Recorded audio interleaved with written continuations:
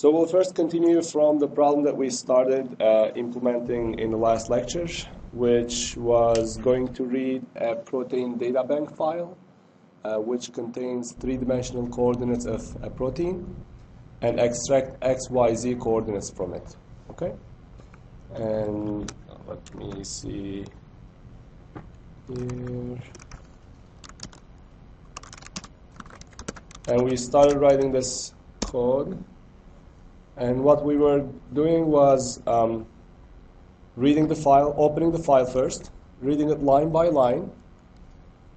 And inside the while loop, you would have your main logic. Okay? So what do you want to do with each line? That's what you would write in the while loop. So right now, we are just displaying it. So when we do read the file line by line, let's see what this file looks like. CRN.pdb. Let's say s equals that string. Let's repeat that again. So this will be the sense of a line when you read the file. But we are not really interested in the first 100 or so lines, and we only want to process the lines that start with the word Adam. Okay? So how do I check whether Adam is inside this string S?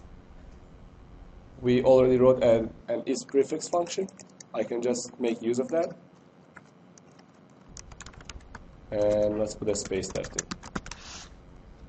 And that will give me a 0 or 1 depending on whether the line that I just read contains Adam at the beginning.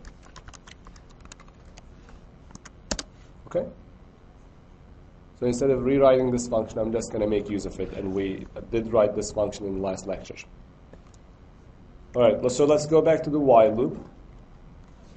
Now, if the string contains an atom, then I would extract XYZ coordinates. So I need to write an if statement.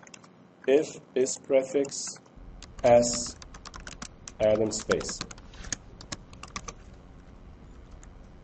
Inside this if statement, I need to extract the XYZ coordinates from that string. So let's examine the file again. Now I'm going to copy and paste this line to I need to figure out where the XYZ coordinates start at. If you go to MATLAB and put the cursor at any point in the file and look at the bottom right corner, you will see a line number listed. So I'm at line 276, and also a column number listed. I'm at column 30. So if I start, let's say from, I think if I start from column 31, it should give me, it should get me this substring, and I need to go all the way to column 55. All right, and you can see that listed at the bottom. I'm going to start from column 31, go all the way to column 55. All right, so that will give me the XYZ coordinates as a string. S31 all the way to 55. Let's try it here. And I get the numbers as a string. How do I convert these numbers to a double data type, a numerical representation? So I want to get a vector of 3 numbers out of this string. Any answers? str to num, good answer. So I need to just wrap this expression with str to num, which will take a string and convert it to a vector of numbers. All right? And you can look at the workspace to confirm that this expression results in a double data type, and it has values that you were trying to extract, meaning the XYZ coordinates. All right, so let me copy and paste this into my MATLAB file. Now, once I get this current XYZ coordinates for the line that I just read, I need to keep accumulating the XYZ coordinates in a matrix, okay? Because I want to construct a matrix that contains all the XYZ coordinates in the file. So what I would do is start with an empty matrix. Let's say it'll contain zeros, 0, 3. So I'm creating a 0 by 3 matrix M. You could also say M equals empty matrix, but it's more, it makes semantically more sense if you say zeros, if you use zeros function and create a 0 by 3 matrix, because you are sort of explicitly saying that this matrix is going to contain 3 columns, but you are not sure how many rows it will contain. And as you read the file and add rows to your matrix, the matrix will build up and it will always have 3 columns. Okay? All right. So how do I add these 3 numbers to the end of this matrix M? Any, you guys can shout out the answer? So I need to write something in this parenthesis and say equals the last 3 numbers I read. I'm trying to accumulate XYZ coordinates on a line, put it into the matrix M, such that matrix M grows by 1 row. So what would I put in this parenthesis?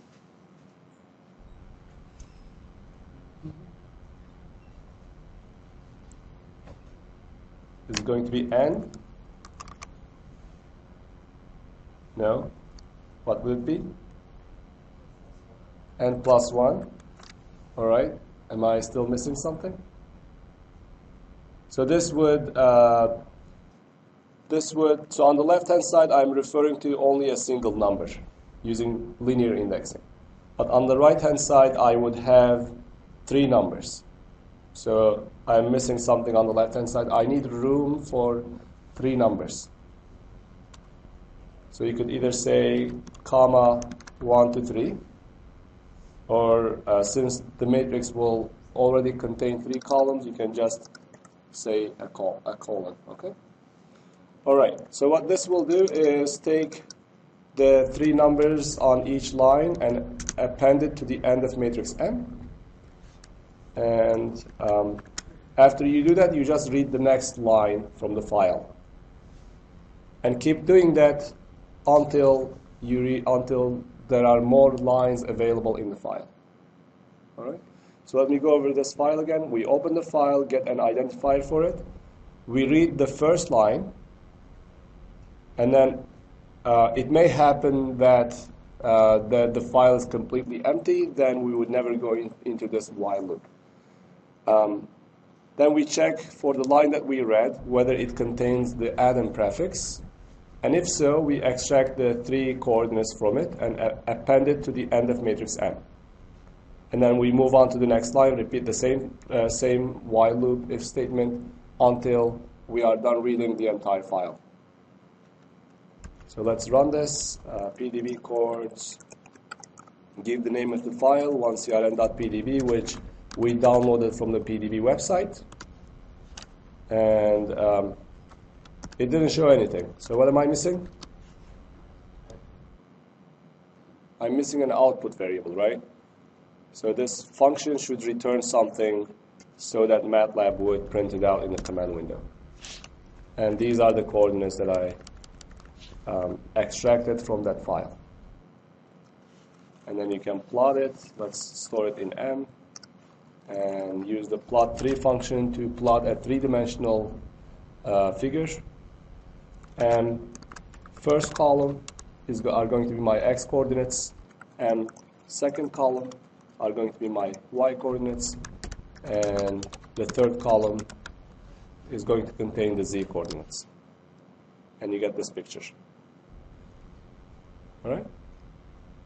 So this is the protein crambin, which is a plant seed protein that's protecting it against bacteria. All right? Okay. Any questions about this solution? Let's move on to the next problem. So this describes a sequence of MATLAB files that you will some of which I will write today, and some of which you are going to write as your homework. And how many of you have read this story? We have one. All right, two. Okay, we have several. So what this problem will do is, imagine you were in a biotechnology course where you perform sequencing to obtain the sequence of genes from a gene from a fruit fly, and also the same gene from a mouse. And then you sequenced it. You got your results back as a DNA sequence, as 2 DNA sequences, one for the fruit fly and one for the mouse. But you didn't label them, and for some reason you don't know which one is which. So to figure out which DNA sequence is coming from which species, there's something called codon usage bias that you can analyze and figure out which species each sequence is coming from. So each species has a specific codon usage bias. Each amino acid is encoded by 3 nucleotides, also called codon. You might have seen that in your molecular biology courses. And there's a redundancy in the way that the codons encode amino acids, such that there are more than one type of codon for some of the amino acids. And you can see that in amino acid. Let's just search for it. There you go. I got my table. So on the left, in red, first base of the codon is listed, and here you would replace U with a T if you are working with DNA. On the top, the second base is listed, and inside each box, the third base is different. Okay, so UUU encodes for phenylalanine amino acid. So different species would have different preferences on which codon is mostly used for a specific amino acid. So that would have different frequencies in the DNA sequence as a result. Okay. So what we will do in this problem is we will take the 2 sequences and also have a set of reference sequences shown here. So we'll have 2 files. The first file will contain query sequences which are not labeled, meaning they are just called sequence 1 and sequence 2. And one of them is from a mouse, and one of them is from the other one is from the fruit fly. We don't know which yet. And the other file contains reference sequences. These are sequences that have labels that tell us whether they came from a fruit fly, also called Drosophila melanogaster. And some of the other sequences are coming from mouse, as noted in the header of this sequence. Okay? And the rest, following the description of the sequence, is the DNA sequence itself. So we will take these DNA sequences, we will find genes in them. A gene, if we want to define it in very simple terms for this analysis, we will define a gene to have to be an open reading frame in this DNA sequence.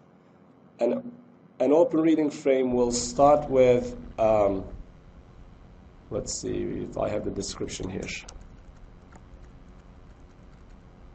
All right, in the find or function, we will find the open reading frames in that entire sequence. So the entire sequence, only part of it is going to be translated to a protein, and that's called an open reading frame.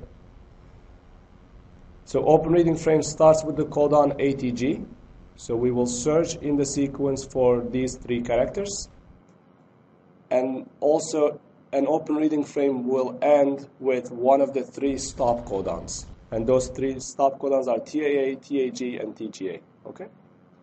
And we will use the functions that we studied on Tuesday to search one string inside the other one. Once we find the open reading frame in the reference sequences and also in the query sequences, we will calculate the codon usage. We will count how many times each combination of codon is being used in that sequence. And after we obtain that, we will compare the query sequence codon usages with the reference sequences to see which one they are most similar to. To evaluate similarity between two codon usages, we will use this formula, which is basically the Euclidean distance between two vectors. And then we will write a script that will put all the functions that we write together and print out whether sequence 1 is coming from a mouse or a fly, and similarly for the sequence 2. All right? Any questions so far about the problem that we are trying to solve? Okay. So let's look at the first MATLAB file that we will create. That's called findOrf. findOrf will search for codons, start and stop codons, and return a cell array of the longest open reading frame in that sequence. Edit findOrf. So this will take function. This will return a codon usage C. An open reading frame. Let's call it O, and it will take a single sequence S. And as an example, let's say S equals the example given in the document here. All right. So how do I find the start codon in the sequence? I'm trying to search where ATG is within the sequence. Which function do I use? strFind, good. So I would just say strFind S ATG. This will give me the locations of ATG within my string S. I'm just going to copy and paste this and hit F9, so it executes in the command window, and I get 5 as an answer.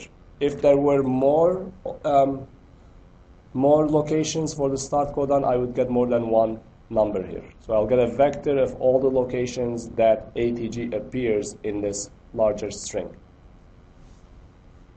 And those locations will be my start codons, start locations, and I'll just call them starts.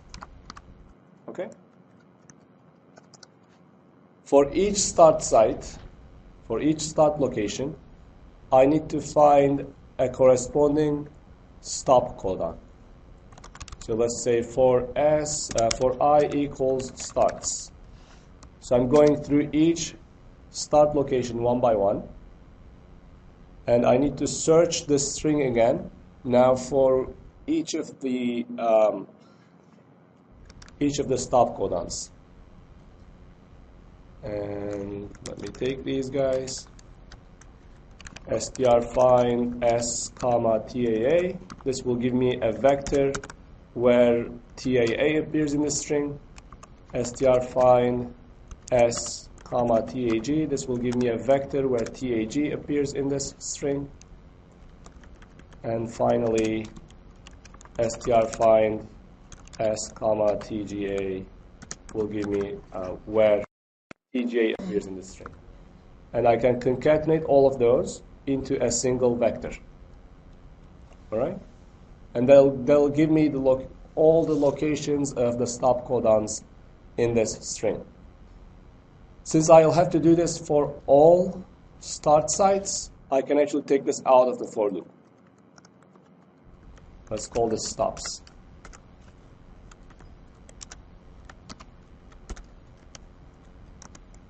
Now I have two vectors. One is giving me the location of the start sites, and the other one is giving me the locations of the stop codons. There's one restriction. There are actually two restrictions on whether a stop codon would be corresponding to a start codon. One is simple to evaluate, and that is if you have a start site. If your start site here is here, your stop site should come after the start site. Okay? So that's trivial. You would check whether the stop codon is greater than the location of the stop codon is greater than the start codon, the location of the start codon. The next restriction is that the codons should be in triplets. So starting from the start codon, you would have each 3 nucleotide would be 1 codon. And you cannot have your stop codon in the middle of a codon. It has to start at the first entry in the next codon. Okay? So that to evaluate that, you would need to take the location of the stop codon, subtract the location of the start codon, and make sure that it's divisible by 3. All right? Makes sense? Okay. For all other entries, if your stop codon is here, you will get a false answer since it's not going to be divisible by 3. All right, so for each start codon, I need to figure out which stop codons correspond to it. So I will say stops is greater than I. They'll give me a vector that has the same size as the number of stop locations. Okay? It's going to be a logical vector where I have a true for those stop locations that come after the current start location that I am looking at inside this for loop, and that is stored in the variable I. To make it more meaningful, let me just rename it to a start. Okay? And then I will end this vector with another one, which will tell me whether the stop codon is the difference between the stop codon and the start codon is divisible by 3. So mod stops minus start comma 3 equals 0. Okay? And as a result, I will get a logical vector that has the same size as the number of stop locations that I have in my sequence. And it will have a true if it's a genuine stop codon for the start location I am investigating inside the for loop. Otherwise, it will contain false. All right? Any questions? Is it clear? Should I try to explain it in different words? Okay. Let's give an example. Let's say the starts are at 3, 10, 20. So I have a sequence, a hypothetical sequence, and there's an ATG at the 3rd position, at the 10th position, and at the 20th position. Okay? And let me set up the stops. I have, in the same hypothetical sequence, I have stop codons at 1, 5, and 30. Okay? So inside the for loop, I'm examining each start site one by one.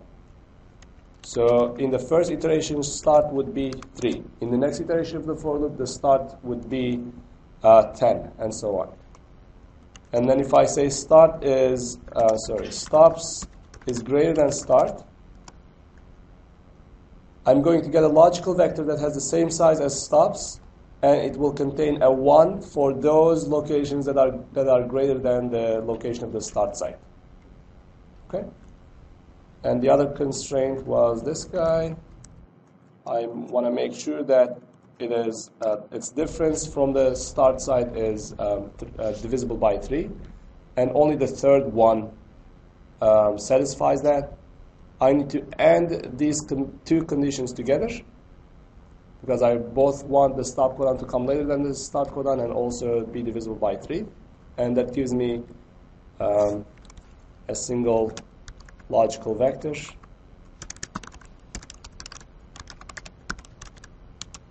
In this case, it'll just be the same as the second one. All right, I can use this logical vector to filter out the stop codons again, the stop locations again.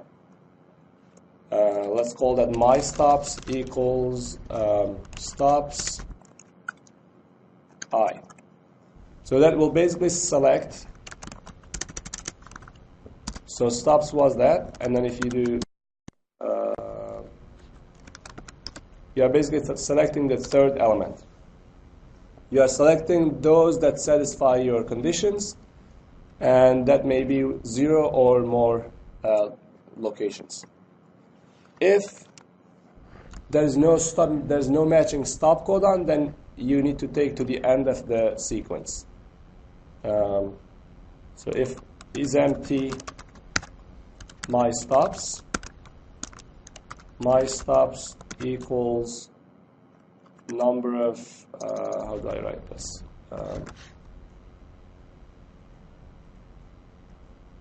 Let's just say number of elements in S. I'm going to ignore the fact that it should be divisible by 3 since my colon vector generation will take care of that. Okay? So now I have a start site and a stop, one or more stop sites. Since I need to start the stop codon stops the translation or transcription. No, actually, sorry. It'll speed the stop of the open reading frame. The first one will count. The other ones are not going to be processed. So I'll just say my stop equals my stops 1. Let me rename these start locations with my start. So within this for loop, I'm trying to identify a single my start site and a single my stop site. Okay?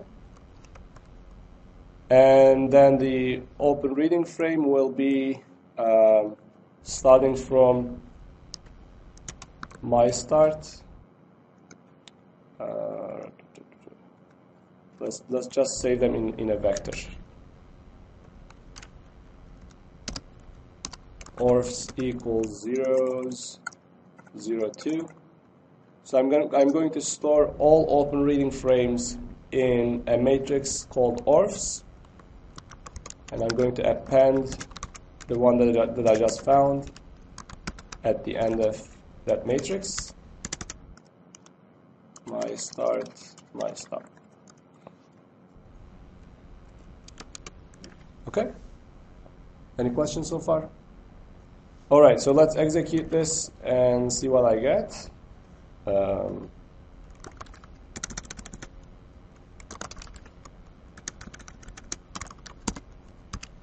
We'll put a breakpoint here, and I'm just going to hit F5 and look at the contents of Orfs. I have 5 and 14. So there's a single open reading frame in this sequence, starting from the 5th position, going all the way to 14, 15, 16th position.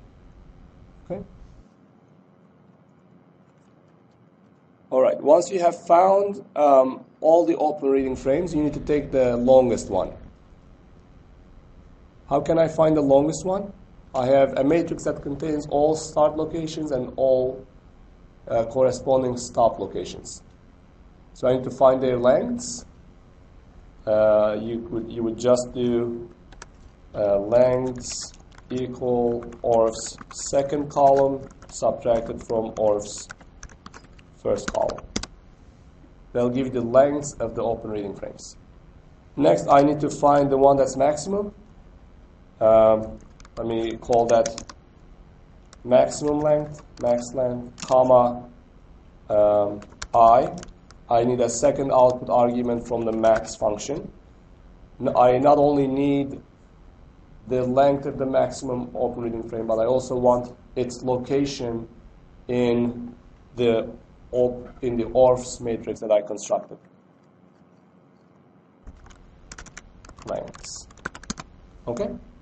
And then I would just use Orf's I colon, which will give me two numbers that correspond to the start and the stop location of the longest open reading frame. Make sense? All right. Let's call that start, stop equals.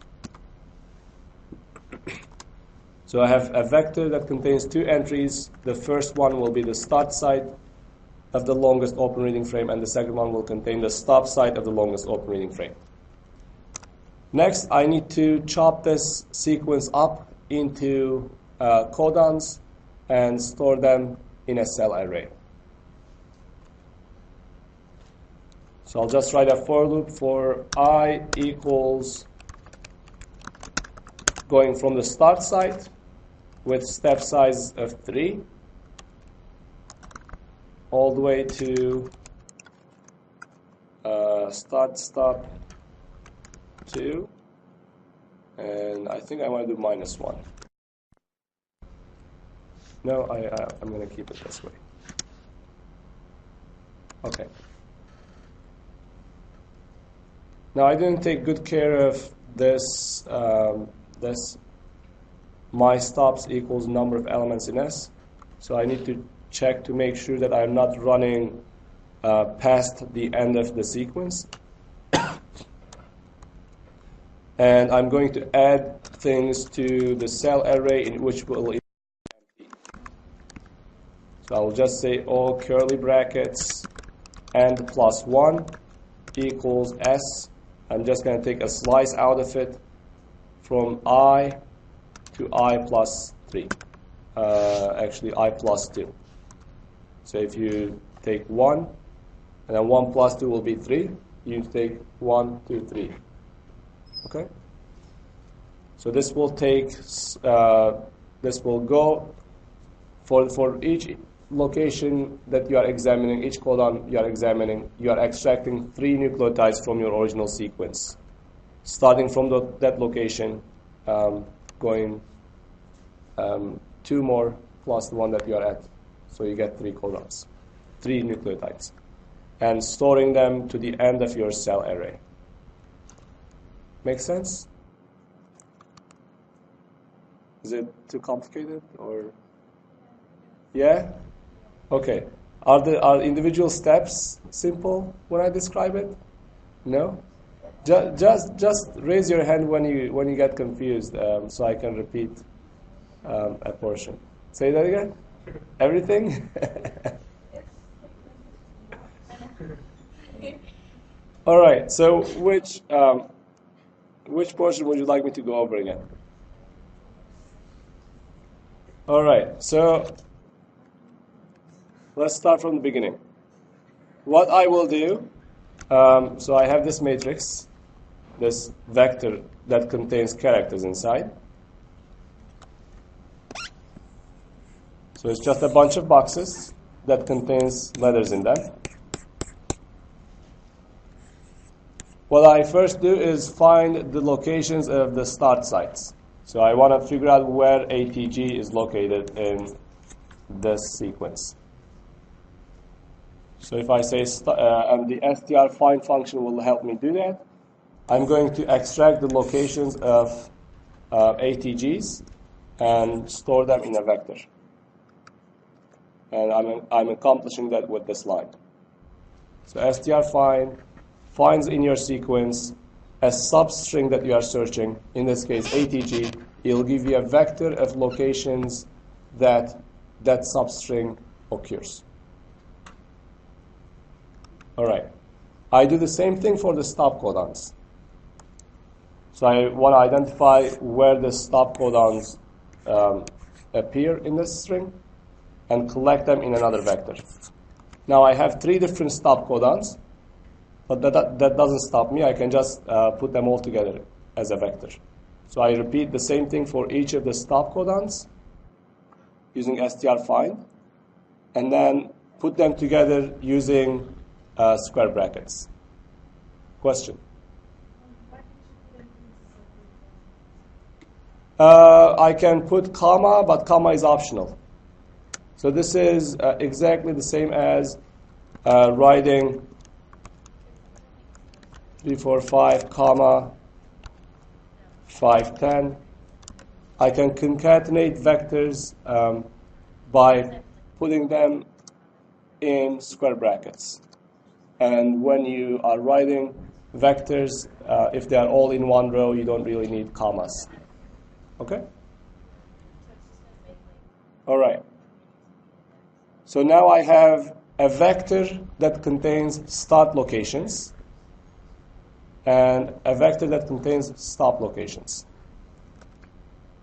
Now I'm going to write a for loop that goes over each of the start locations and find its corresponding stop location. So let's say I'm starting from this first one. I need to look at this stops vector, and find which one would be a stop codon for this start location. Now, it has to come after the start site. That's one constraint I have. And it also should have multiples of 3 nucleotides, multiples of 3 characters between the start codon and stop codon. Make sense? And for each start site, I'm storing the value in the myStart variable.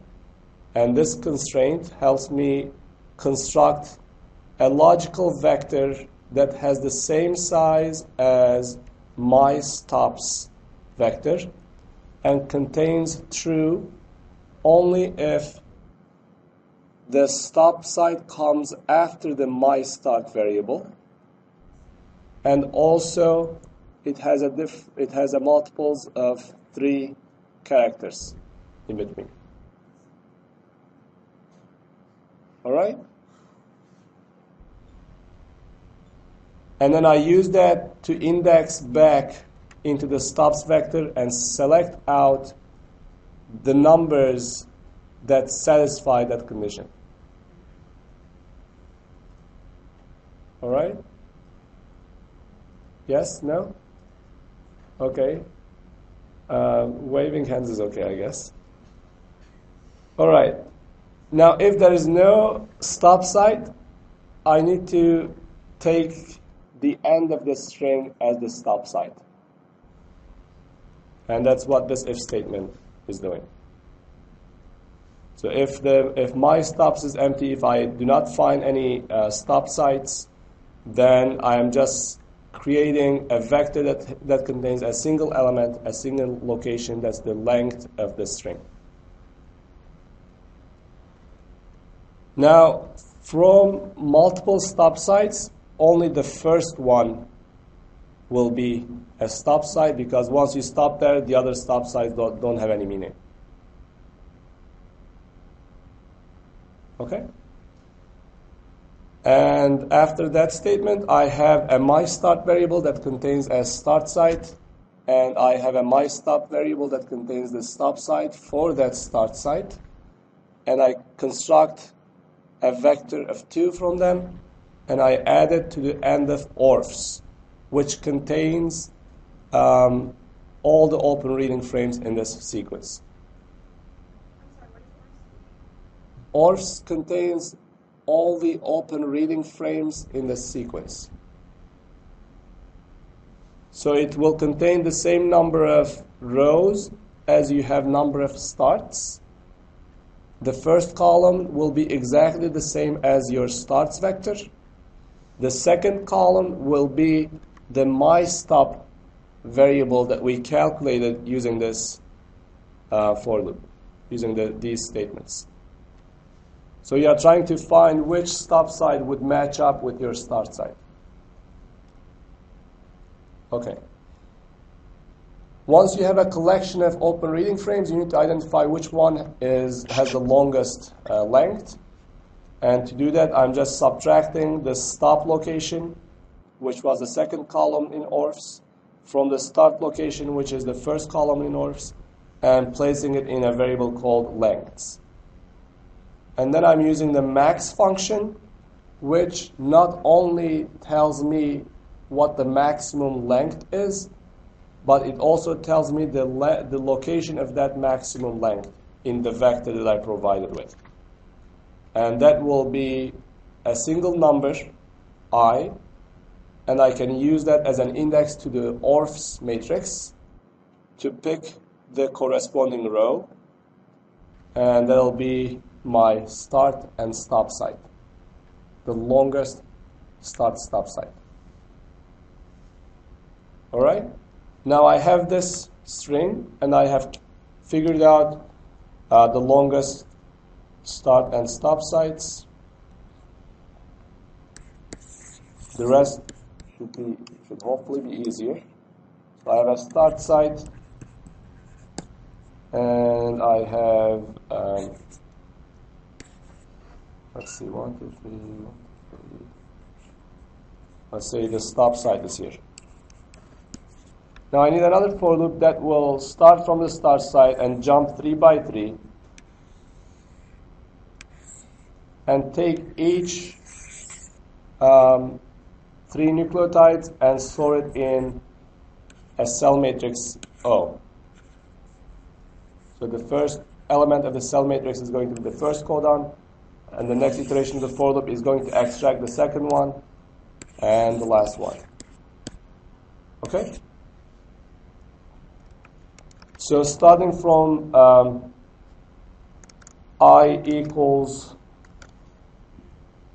well, I have the start stop. So you just have a variable that goes from the first one, the start site, to the stop site, and you jump 3 by 3. You take step size of 3, and you store that in a variable I. So I would do I plus 1, I plus 2, and use this I to I plus 2 as an index into the string S, and extract this portion out of it. That's what this expression provides. Then I store it to the end of this cell array. Now does it make sense? Okay. Any questions? There's one thing that I skipped. There is a possibility that your sequence does not contain any start sites. If so, what you would do is take the first DNA, first nucleotide. So if is empty starts, then starts equals 1.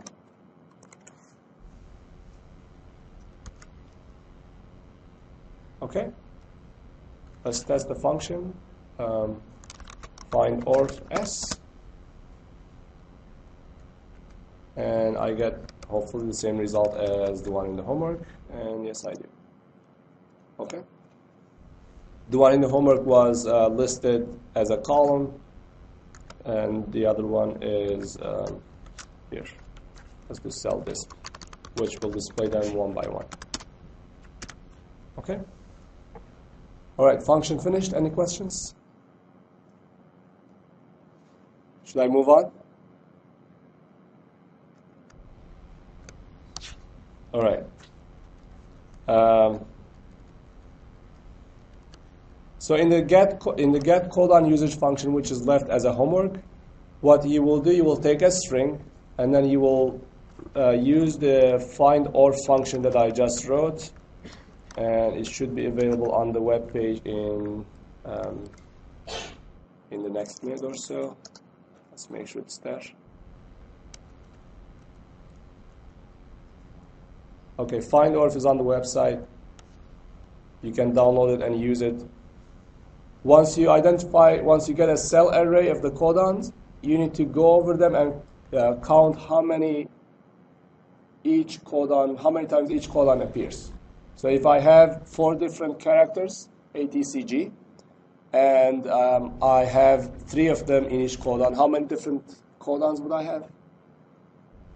So what are the number of combinations of codons I could have using 4 characters and each location having 4 characters possible and having a length of 3.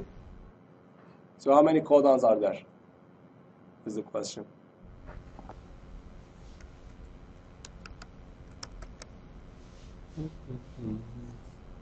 64, I hit 64, good. So there are 64 different possibilities.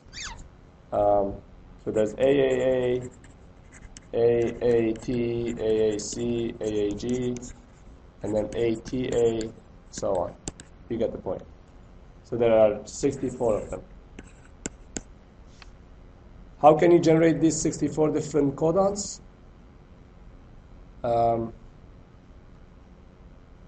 You can write a for loop for I equals A CGT. So you are providing a character vector, and at each iteration of the for loop, it'll be one of them. And then let's say for J equals ACGT, you are again going over each of those characters, and then you can do for K equals ACGT. So in the innermost loop, I will have a value for I, J, K, and I can just put them together. They'll give me a single codon, a single combination out of this table. And I can store it, let's say, in a matrix M, just like we ended to the end of matrix, say equal that. So let me just write this in MATLAB. Let's say edit function get all codons.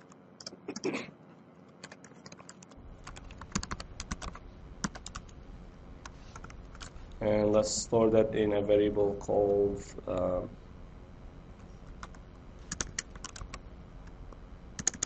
cods.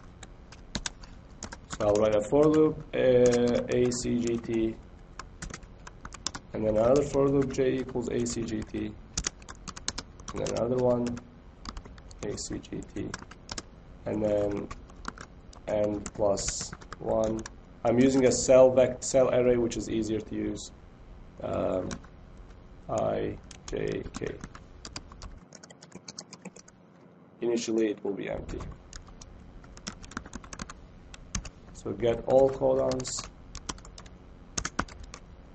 is going to give me the list of all possible codons, 64 of them. Okay. All right. So you have that function too.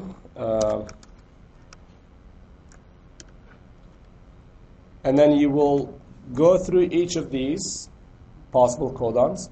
You will construct a structure where the field name is the codon, and the value is the number of times that codon appears in the list of codons that you extracted using findOrf function.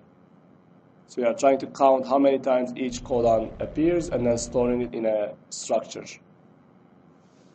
Make sense? So if I have a list of, let's say, findOrf S, I get this result equals findOrf S. Let's say I want to figure out how many times the TAG appears. Let me add another one to the end. Let's say cat. Let's say I want to find how many times cat appears in this list of strings. Which function can I use?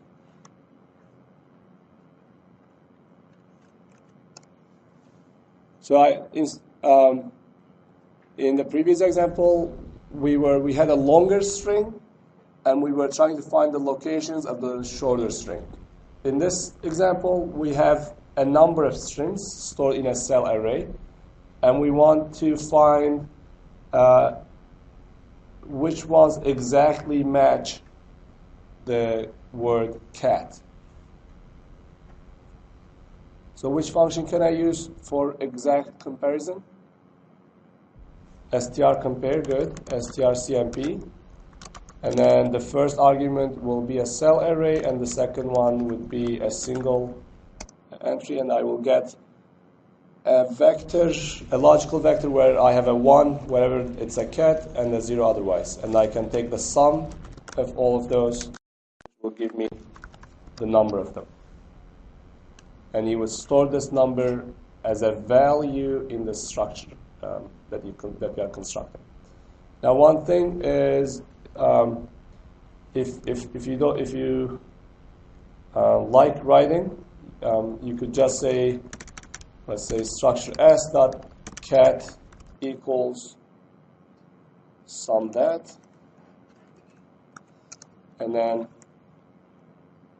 what did I get? Oh, I'm using the same name. Let's do x dot cat, and then x dot atg equals sum of that atg, and then you can repeat that for all 64 of them. But this is no way of doing it. You can simply write a for loop that will run over all of the codons, possible codons that we just constructed using this function, and you would go over them one by one. But now you need to say x dot, let me just retrieve all of those, cods equals get all codons. Now you need to put the value, the field name in the parentheses, because you want it to be evaluated first. So let's do it for the first one.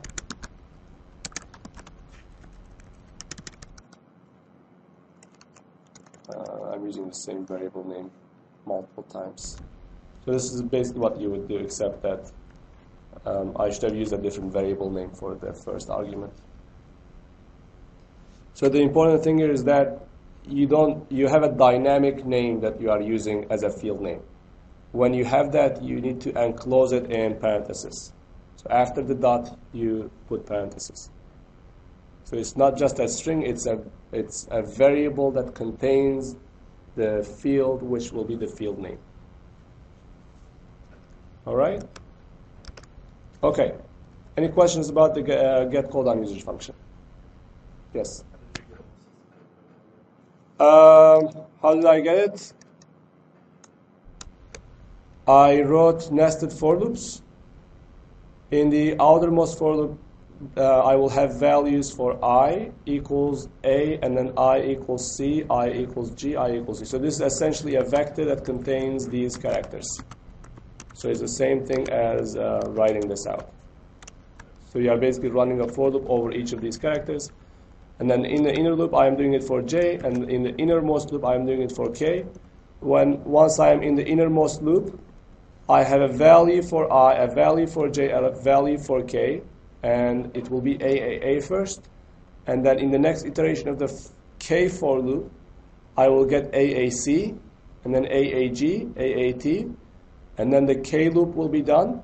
I will go to the next iteration of the J loop, so it will be C, and then go inside the K loop again.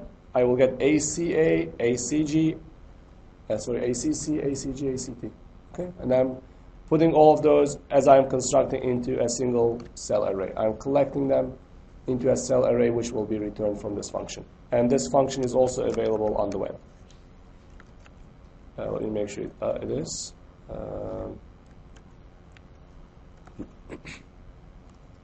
Get all codons, okay? So it's available on the web page. All right. Next problem is parsing files. My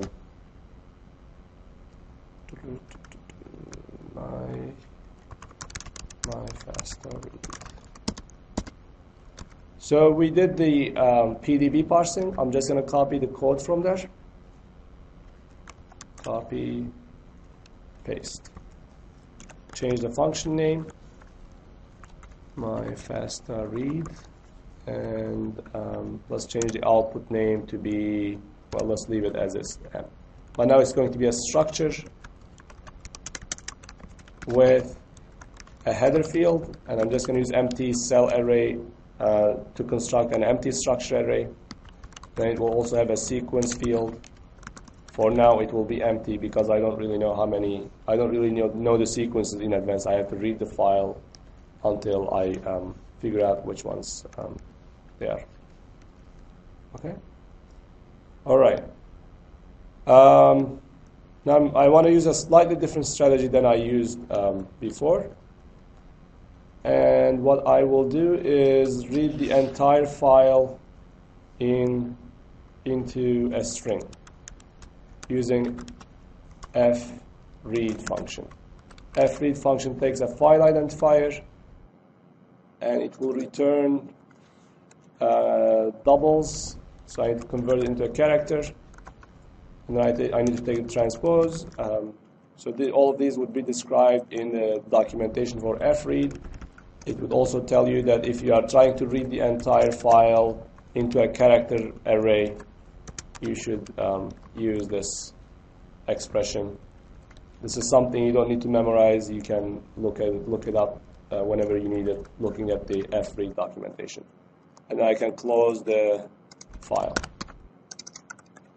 So instead of reading the file line by line, I opened the file, read the entire contents, all of the lines at once, into the string S. So now the string S will contain this entire string here. If I read this fasta sample, let me actually create that fasta sample, edit fasta sample.txt, and copy, paste, save. Oh, at this find or find to, I forgot to comment out the example sequence, since it should be provided as an input argument. And my fasta read, I'll give an example file name. You guys can remind me to comment it out at the end. Fasta sample.txt. Let me say return here, since I don't really want to run what's after that. So I'm going to hit F5 and look at the contents of S, and you see that it is 235 by 1 character array, and I think I want it to be a row vector. So let's just put a transpose, F5, and I get that. So these are the contents of, this is the contents of the file read into a MATLAB string variable. Okay? All right. Now, the way that this file is formatted is that a greater than sign determines where each sequence starts. So just like I did with the open reading frames, I need to search for a substring in the longer string. In this case, I'm going to search for a greater than sign in the longer string S. And the positions of that of the greater than sign will be the location of each sequence. All right? So let's say starts equals str find S greater than sign. Okay? And then I need to go over each of them. For I equals 1, actually let's just do start equals starts. Let me think about that now. I want to do I equals 1 to number of elements in starts. So I have this file. I have a string that contains the file contents, and it will have greater than signs at some locations. And when I do find str, it will give me the locations of these greater than signs. The first one will be 1 if it is at the beginning, and then this one will be however many characters you have until there, let's say 120, and the last one is going to be, let's say 200. What I'm going to do is I'm going to add a fake number, which will be the length, the last one. And this will just be for convenience, and you will see its use in a minute. So starts n plus 1. I'm adding a fake start location, and that will be the length of sequence plus 1. So 1 past the length of the sequence. So it'll be this location here. But when I do my for loop, I will do number of elements in the starts minus 1, because I don't want to include that last fake start site. Are we clear so far? Okay. And then to extract one sequence, I just need to take the current start site I am at and take all the way until the next start site. So everything in between will be a single sequence. All right? So let's say S equals, let me give a different variable name. T equals the string S, but I only need to take portion from starts I all the way to starts I plus 1. So starts I is the index of the start site, is the location of the start site. This is the next one. Sorry, that's the location of the next start site. And those are just two numbers. I'm generating a vector that goes, let's say, from 1 to 120. And that'll give me this range of numbers. And I'm using that as an index into S to collect only that portion of the string out and storing it in a new string called T. Are you guys with me so far? Okay, good. Thanks. Now I'm just going to focus on the variable T. Let me just erase this. So in variable T, I will have a single string that starts with a greater than sign and some lines here, and then the sequence listed here. So now I'm guaranteeing that T contains a single sequence. What I will do is take out the first line. Remember, this is a single row vector, even though I'm showing you as multiple rows. I need to search for the new line here. So again, I will do another find str, but now I need to search for the new line character. Okay? And it's sort of tricky to specify the new line character. If you do \n, it doesn't really work in MATLAB, even though if I were writing MATLAB, I would have it that way. So I'm just going to use number 10, which is which corresponds to a new line character, and you can look at the ASCII table for it. Another way of specifying a new line character would be sprintf \n. So even though in single quotes \n does not give you a new line, if you do it inside sprintf, it does give you a new line. So that's sort of something that doesn't make sense, but I guess we'll have to live with it. So if sprintf \n, it gives you a new line. If you look at its numerical representation, it'll be number 10. All right?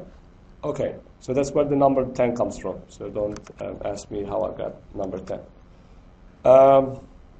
Okay, so I will do find str find int a new line. This will give me more than one new lines. I'm just going to take the first one. Let's say new line locations, and new line location is just going to be the first one. New line locations 1. All right? Okay. Now I have a number for where this new line is at in this string. I will just use that number and use indexing to select the header portion, ignoring the greater than sign. So I will, instead of 1, I will start from 2. So T2 all the way to the location of this new line location will give me this header line, will give me the contents as a string. And then the rest will be the sequence itself. So let's do header equals T2, because I want to ignore the new line, the greater than sign all the way to new line location. And then the sequence is going to be T new line location plus 1 all the way to the end of T, since T is a single block of sequence parsed out of my file. Okay? Now let's just get rid of all the spaces in these two strings. Which function do I use to get rid of spaces? There's an str_trim function. If you provided a string that has spaces, you'll just get rid of spaces from the beginning and from the end. That way,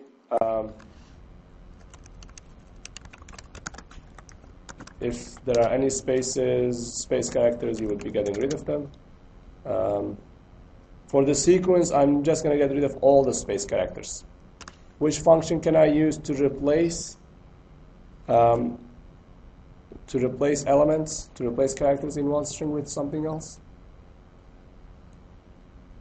Or I can just say I only want ACGTs. That's another way of doing it. Let's do it that way. So I'll just say sequence. Let's say construct a logical vector I that will be true only if sequence equals A or C, because I want to ignore all of these extra spaces that may be here and extra new lines that may be here. I want to get rid of those in my string. A, C, G, or T.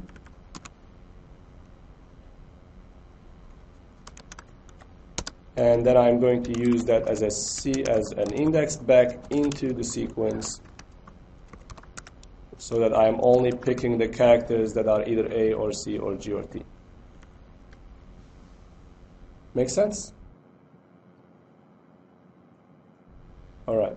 So far I have the header string and I have the sequence string. The header will be the first line, ignoring the greater than sign and any other spaces at the beginning or at the end. And the sequence will be the following block of DNA sequences, DNA nucleotides. Now I need to store this in the structure I'm returning, in the structure M. So I'll just do M n plus 1. I'm accumulating each DNA sequence and its header. I'll just add a new structure with the header to be just the header that I just constructed and the sequence to be the sequence that I just read. Let's run this and see what we get. I'm hitting 5 and getting an error because I forgot to say str_trim. I did not write it correctly. Let's try 5 again. I got a different error saying, what do I get? Index exceeds matrix dimensions. Let's look to see what starts is. Starts is 1/3 double. Okay. And S is that. It goes from 1 to 235. But the starts goes from 1 to 236 and I equals 2. So when I equals 2, I have a problem. To fix that problem, I just need to do this. So remember when I was adding a fake start site, I used 1 past the length of the string. That was not true. I should have used the last character in the string. Okay, let's rerun it, and I get, as a result, a structure with 2 elements in it. Let's look at the first one. Let's look at the second. Oh, I have to put the contents in something. Let's say M equals my FASTA read. FASTA sample.txt, and you guys were going to remind me to comment this out. M1 is a structure with a sequence that you can look at its header. M2 is another sequence with a header and its sequence. All right, So we just wrote a FASTA file reader in MATLAB. The reason we had my prefix in front of it was that MATLAB already has a FASTA read function, so we didn't really have to go through all this trouble.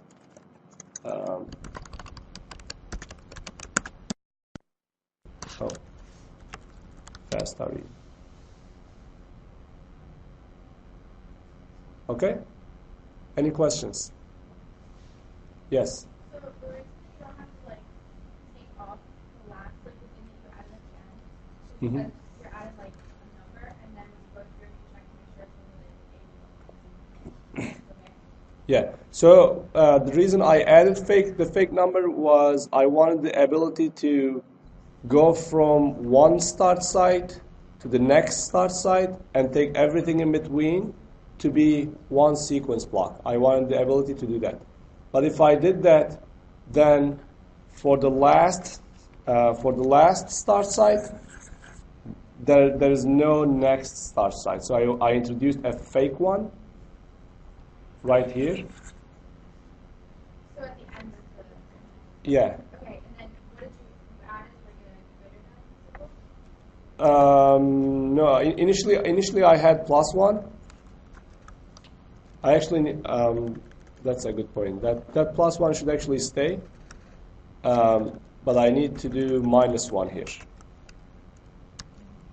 So what I do? Okay, let me take that back.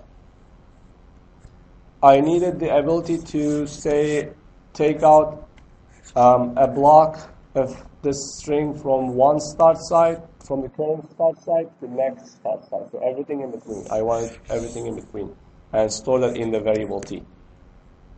But for the last one, I would have a problem that if I did starts and I+1, there's no location in this. I'm running off the vector starts.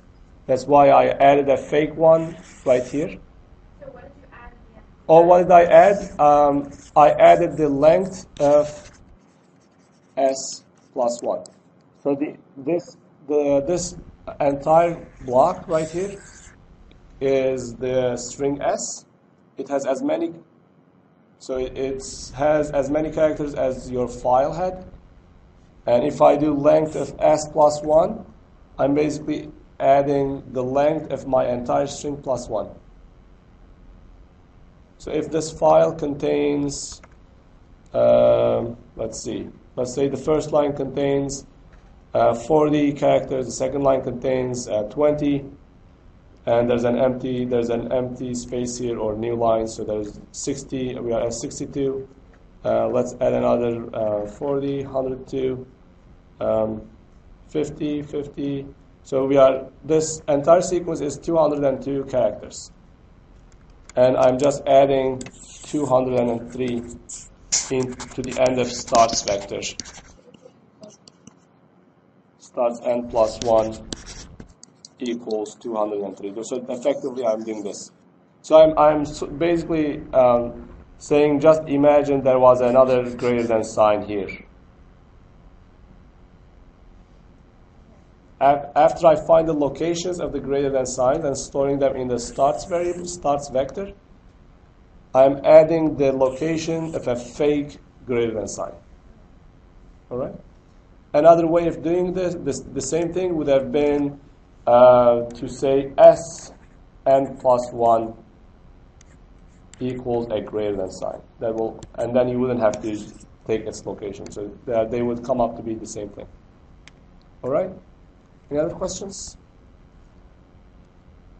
Okay. Let's see. All right. So finding the most similar codon usage, you will basically take this frequency vector.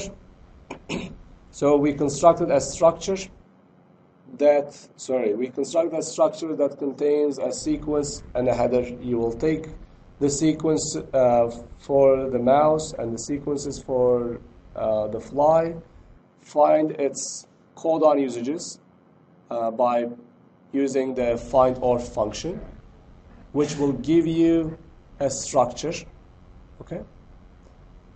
And then you can use the sequence of functions which are maths struct to cell codon usages, and then convert that to a matrix, cell to math. So they'll give you just the values of the codon. So it'll give you the frequency counts of all the 64 codons. So it'll be a vector that contains 64 elements, each element corresponding to the number of times that codon appears in the sequence.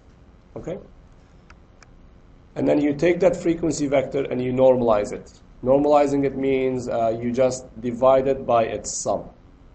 So if you have a vector that contains 64 elements, let's say that vector is A, you just say A equals A divided by sum of A. That's what I mean by normalization. And then after you do that, you find the distance from codon usage to codon usage 1 and its distance to codon usage 2 using this formula. And if the distance to the first one is smaller than the distance to the second one, you just return 1, otherwise you return 2. So you're basically returning 1 if the new codon usage is similar to the first one, otherwise you return 2. Okay? And then in your script that you will write, you will read the reference sequences and then get codon usage on them to get a structure. And then for each structure, then you need to accumulate the values. And you can use this thing that I wrote to just get the values of that structure array and then just add them up for the mouse to get a single vector, and then add them up for the fruit fly to get a single vector. You repeat the same thing for the 2 query sequences that we are trying to figure out which species they are coming from. And then you use pick codon usage to tell you which codon usage your query one is most similar to.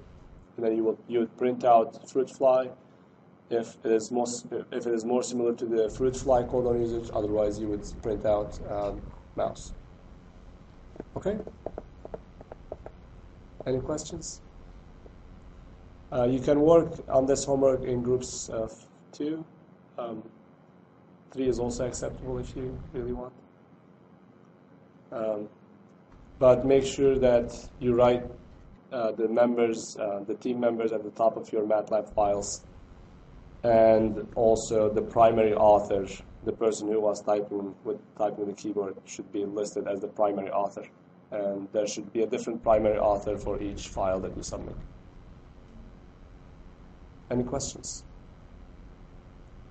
All right. So if you want to get started working on these homework problems, the TAs will be around to help you. If you want to get a head start.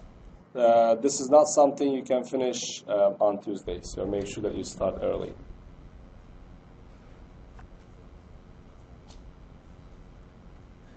You need to submit it by Tuesday. What I meant is don't leave it until Tuesday.